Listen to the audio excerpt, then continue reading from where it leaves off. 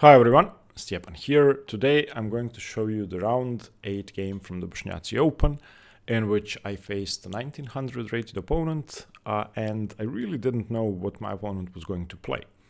So I went d4, and for context, if you've seen my round 7 game, you will know that I haven't had a good game. I played probably one of the worst games I ever played in round 7, so I wasn't feeling too great. In any case, my opponent played d5. I went c4. As you know, I no longer play the London system. I want to play the main lines. e6, the Queen's Gambit declined. Knight c3, knight f6. And in the round 2 game, excuse me, against Damian Vucenovic, I went knight f3 here, allowing the Ragozin, the Vienna, the main lines, the Tarrasch, whatever. In this game, I played takes, going for the exchange variation, and I played bishop g5.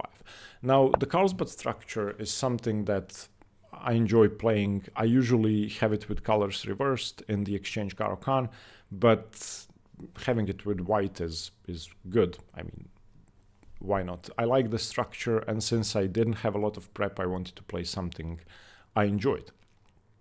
c6, that's fine. e3, queen c2 is also okay. Bishop e7 and bishop d3. I should say that I have not engine checked the game yet. I will do that at the end of the video. I did my own analysis, so it may be flawed. We will see. My opponent played h6, bishop h4, makes sense. I could take, but that's really unnecessary. Black castles, knight f3.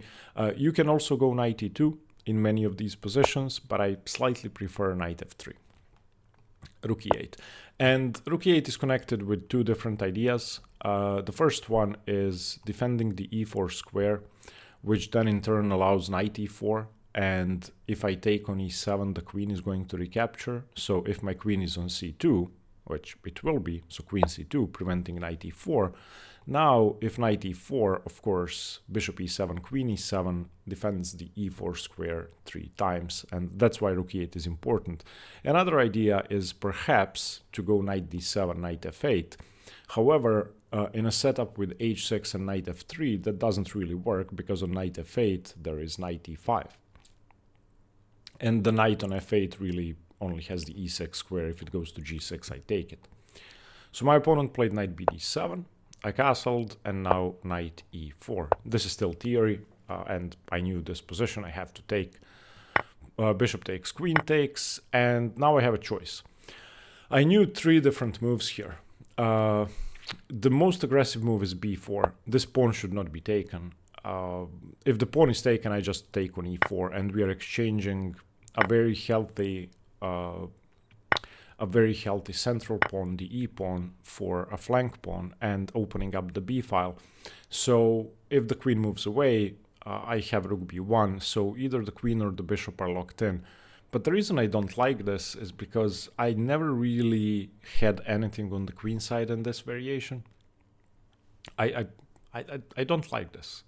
I mean, eventually, if I don't get anything by pushing my central pawns, exchanging the d pawn for the b pawn, of course that frees up my e pawn. If I don't get anything with these pawns, black's extra pawn on the queen side is going to become a menace. So I usually find myself struggling here.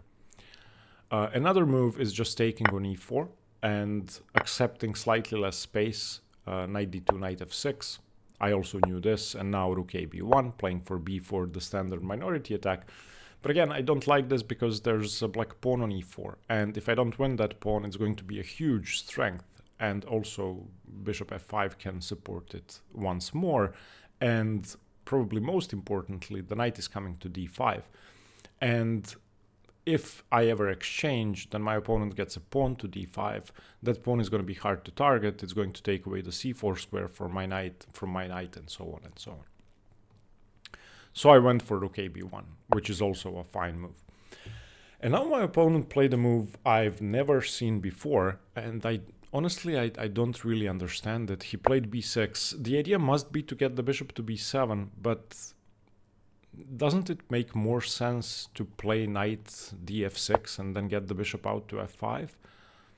Maybe not. I mean, I don't know this position, so maybe b6 is a viable option. We will engine check b6. I just didn't know it, so I played b4. I mean, I want to play b4, I can play b4, so I'll play b4.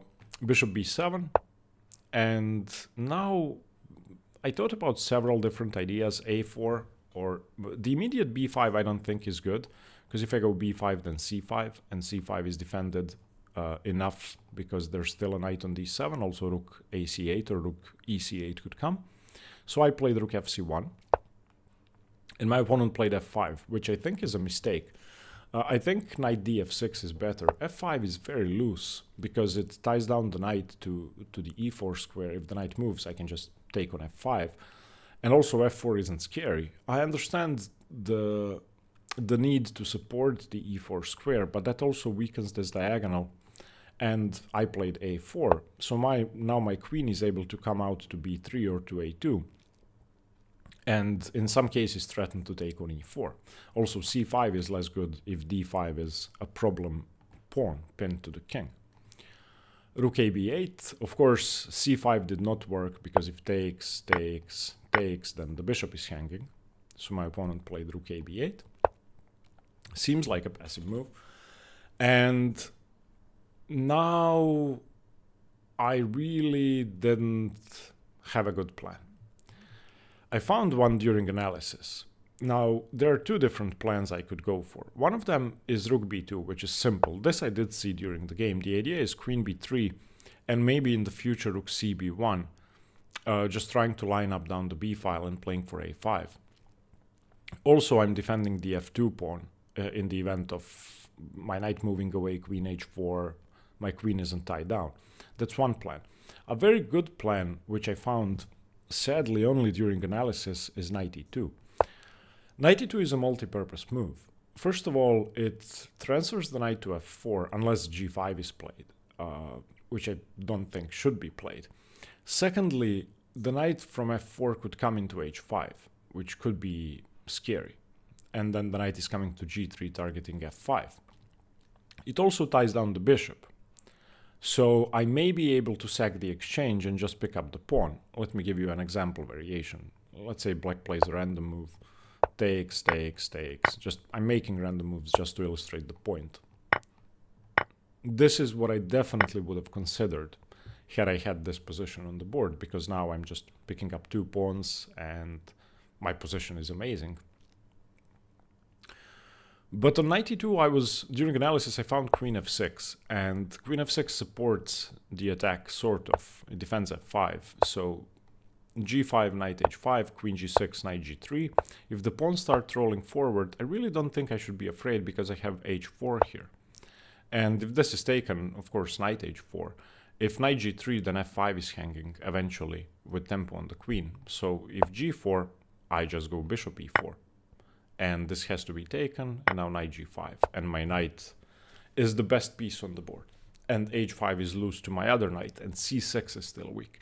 So I think, instead of what I did, which was nothing, knight e2 would have been a great move. Instead I played queen a2. And queen a2 is... I don't know what... I don't really know what to say. I wanted to line up the queen with this diagonal and prevent c5. If c5 I can take, although not really. So I don't know. My opponent played queen e6 anyway, just blocking the diagonal.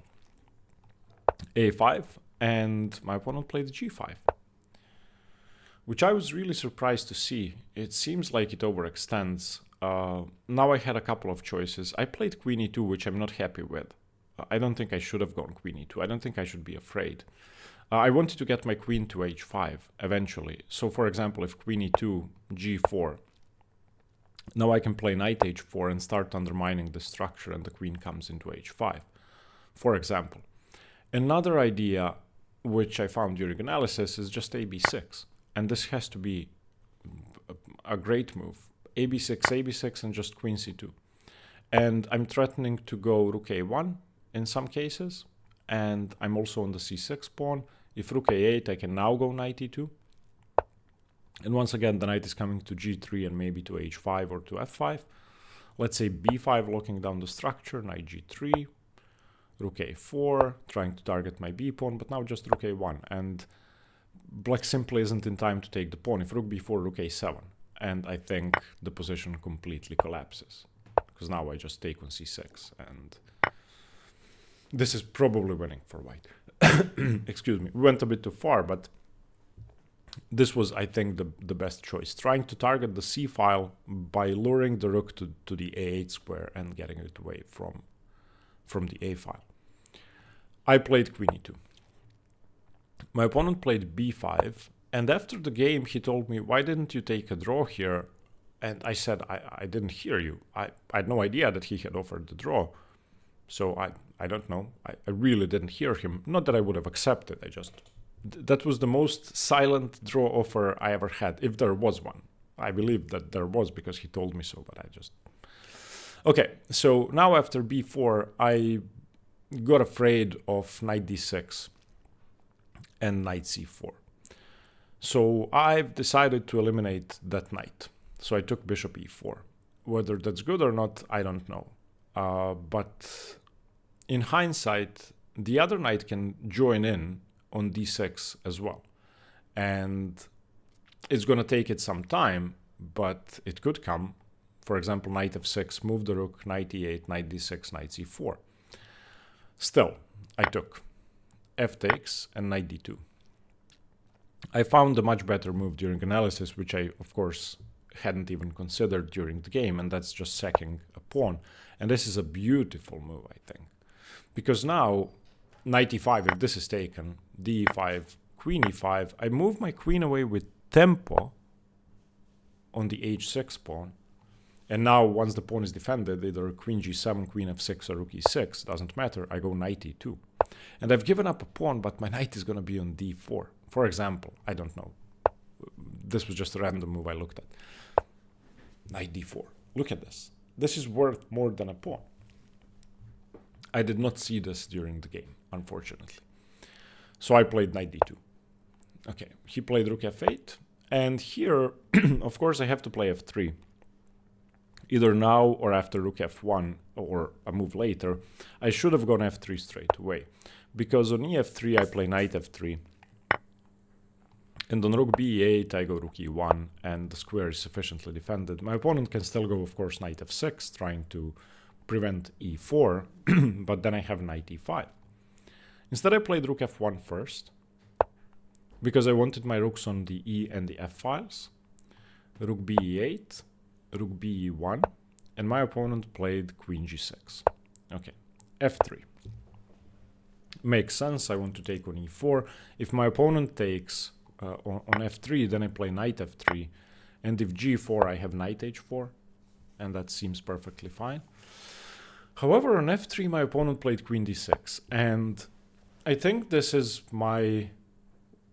Well, it's not the worst move of the game, but it's definitely a move I should have spent more time on.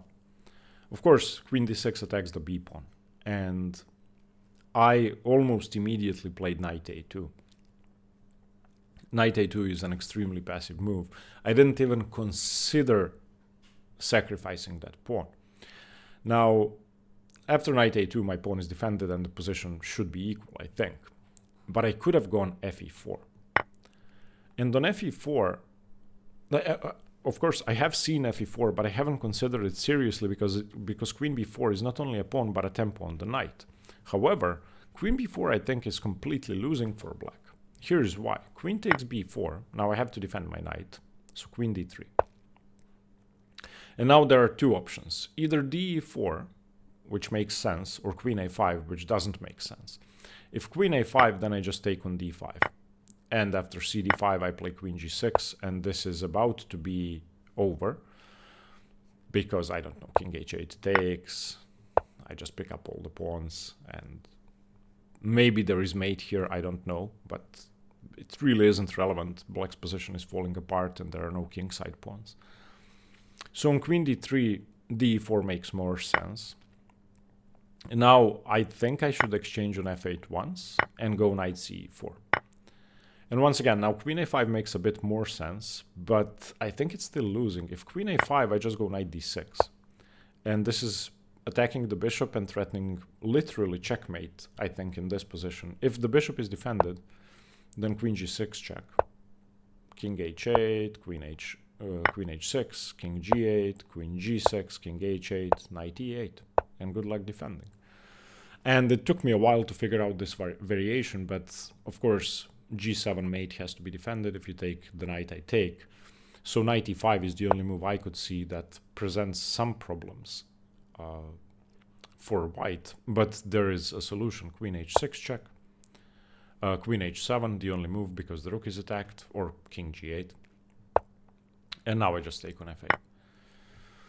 Also, I could have just taken the knight in most cases. So yeah, I didn't consider fe4. It took me hours to figure out these variations, but I was trying to find improvements in my game, in my play, and we will engine check all of this at the end of the video. Maybe I'm completely wrong. Maybe knight a2 is the best move. In any case, I played knight a2. And now the problem is that my opponent plays knight f6. And I don't really want to take, or at least I didn't during the game, because I didn't want a knight on f4. But actually, when I was analyzing this position, fe4 is incredibly strong, despite the knight being able to take. So fe4, knight e4, knight e4, of course rook e4. If d4, then I'm happy I took. And now just knight c1. And where's the knight going? Well, the knight is coming to e5 or to c5. And I don't think my e3 pawn is falling. For example, queen b4 giving up a pawn, queen h5 once again. Queen d6 has to defend. I can exchange once, rook f8, queen f8, and just knight d3. And now knight e5. I think this is worth more than a pawn. And I should have gone for this. I also have a tempo with rook f1. Instead, I played a move that's... I don't know. I still think it's okay. I played f4. And my opponent, I think, made a mistake. He played g4. Closing down the position. I think black could have been better with bishop c8. It's just an idea, just keeping the tension, but bishop c8 brings that piece into play at the point when c6 is defended. In any case, g4. And now I went for knight b3. I want my knight on c5. It has no future on the king side. King f7, knight c5, bishop c8 now, and knight c3. Okay, I think knight c3 is a mistake. I think I should have gone knight c1, which is extremely counterintuitive, but my knight can come to e2, and in some cases I may need the c3 square for my major pieces, and I may need some pressure on the c6 pawn. So after queen c2, the c6 pawn is attacked if I move my knight, and when the knight is on c3, it's not. So I think it's a small imprecision to go knight c3 instead of knight c1, but again, I'm going to be honest, I haven't even considered knight c1 during the game. Bishop f5, rook c1, and I want to defend the knight on c5. If my opponent plays knight d7, I don't want to have to take, because then the b4 pawn is attacked, and I also don't want to have to recapture on c5 with the pawn, because then either the d pawn moves forward and e4 becomes a passed pawn, or the b5 pawn is a passed pawn immediately, so rook c1, h5.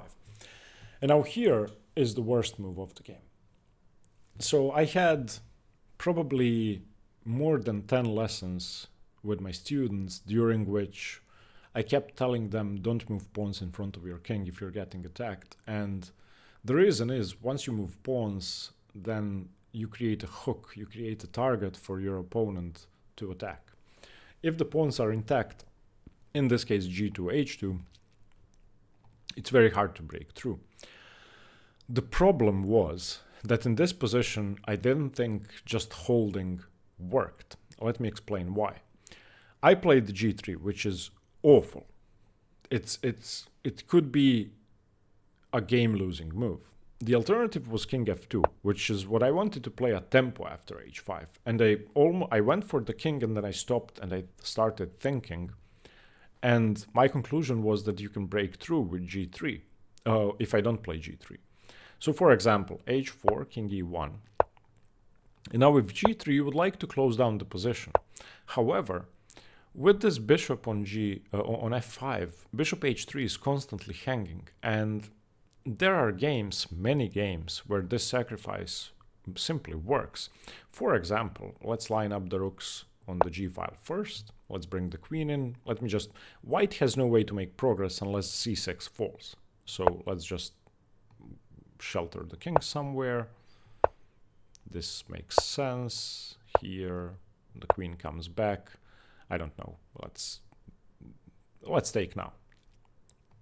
For example, takes. Here, rook g1, and now the queen starts coming in. The knight starts coming in. I was really afraid of this. Not to mention that there is simply rook g3 and black has two passed pawns once h3 falls. I was so afraid of this, and I thought it simply worked. Of course, on king e1, if h3, I go g3 and the position is completely blocked. There are no sacrifices, unless knight h5, knight g3 works, which it does not. So yeah, that's why I played g3. I never wanted to allow bishop takes h3, but g3 is so bad. Rook h8, and now of course there is a target. I cannot keep the h file closed. I played queen g2, which is bad. I think I should have gone queen e1 and on h4 rook f2 to defend with my rook, hg3, and my opponent has not doubled up the rooks yet, so I have time for rook c2, rook h2. If rook h3, I can go rook h2 and my queen defends the g3 pawn. That's why queen e1. But I played queen g2 and I think I'm losing. Rook h6, king f2, rookeh8, rook h1. Has to be losing. The alternative may have been knight d1 and on h4 king e1 followed by knight f2, hg, rook h2, queen g1, queen f8, getting the queen to h6 and knight f2, and I'm covering everything.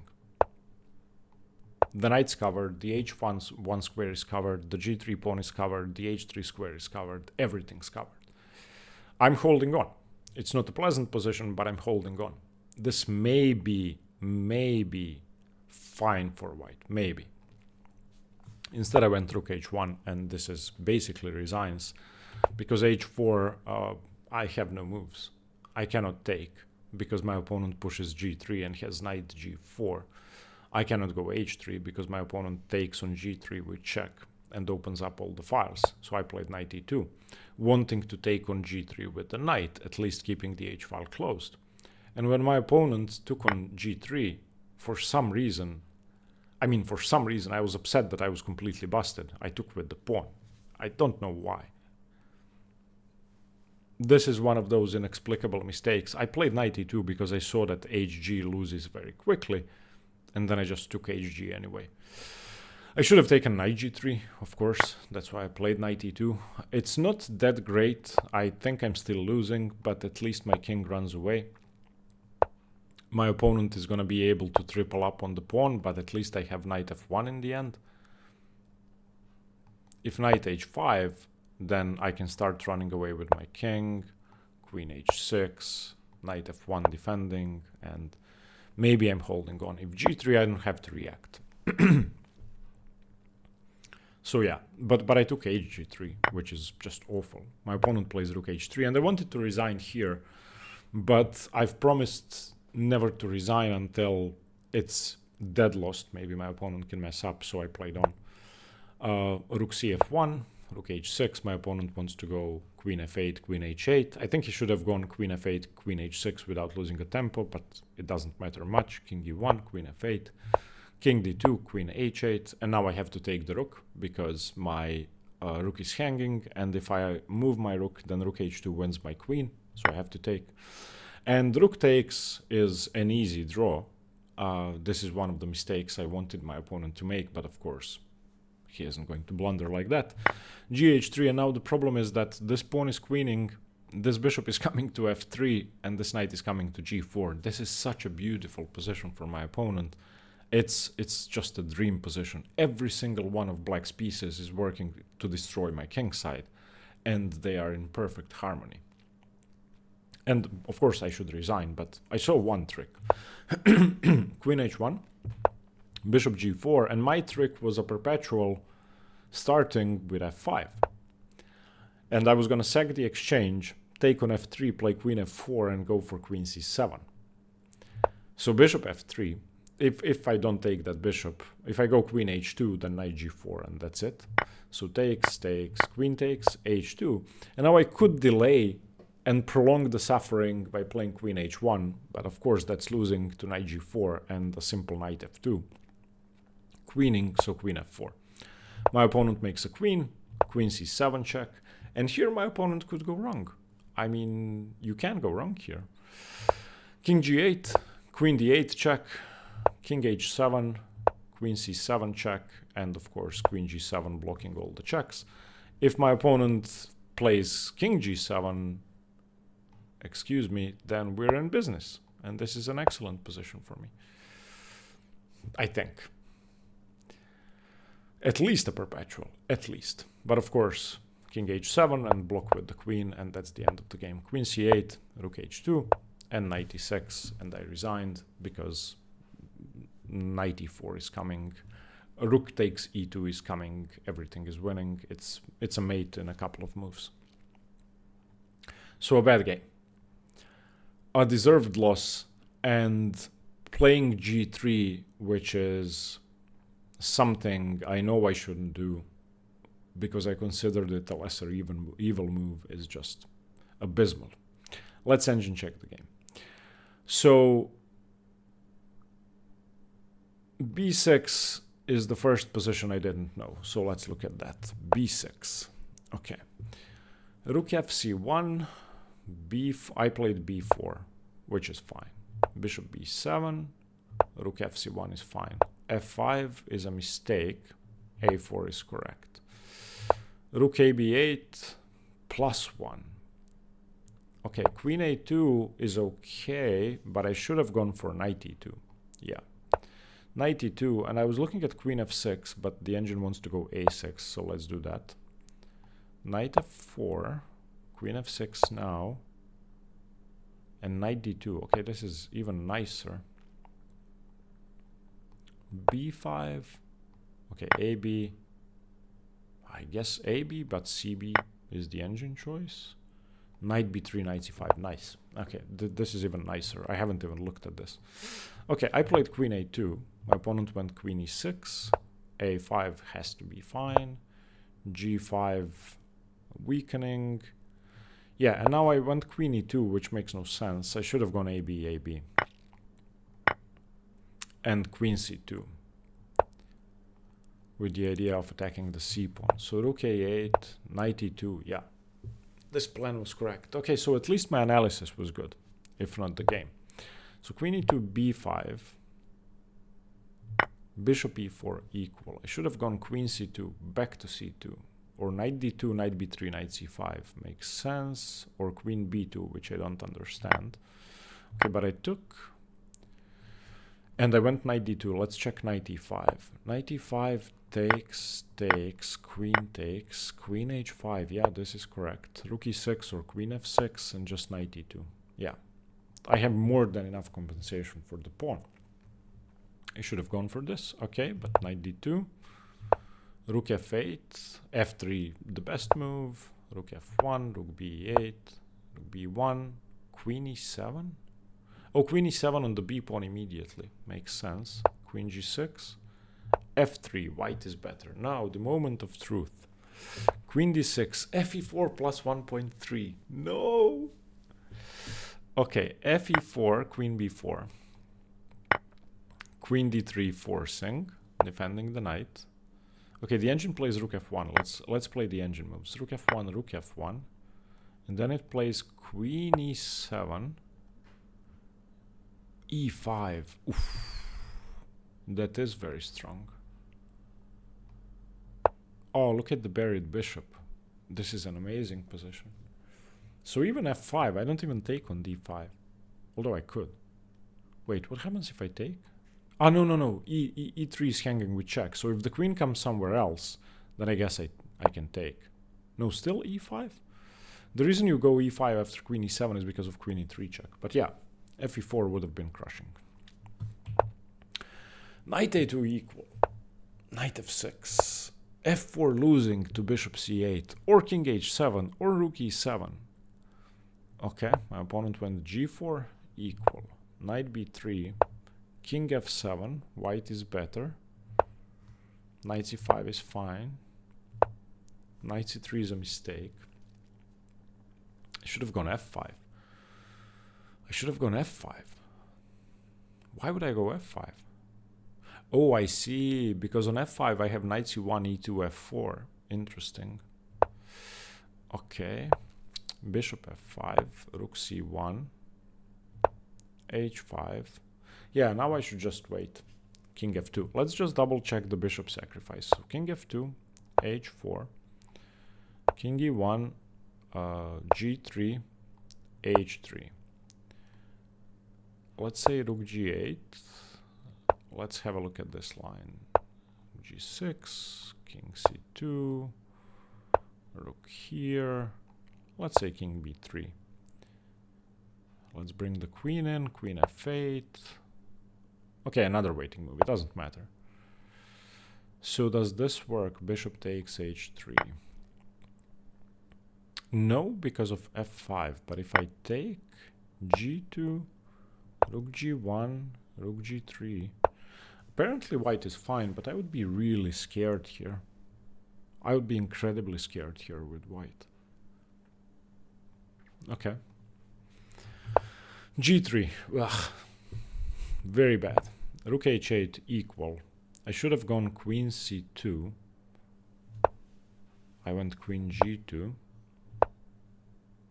King f2, rook e8, rook h1, h4. Yeah, okay, knight g3 is -1, h3 is -3. Okay, yeah, now it is busted. I'm good enough to know that there is no salvation here. -4. And I'm guessing there are no tricks. Yeah. No tricks. Yeah, okay. Congratulations to my opponent. Awful game by me. Very well played by my opponent. A nicely executed attack. Very precise. Perhaps a few inaccuracies, but for a human to defend against this position is impossible. Okay, I will see you in the next one. Thank you very much for watching. If you have any questions, comment below. Stay tuned for more chess. Bye-bye.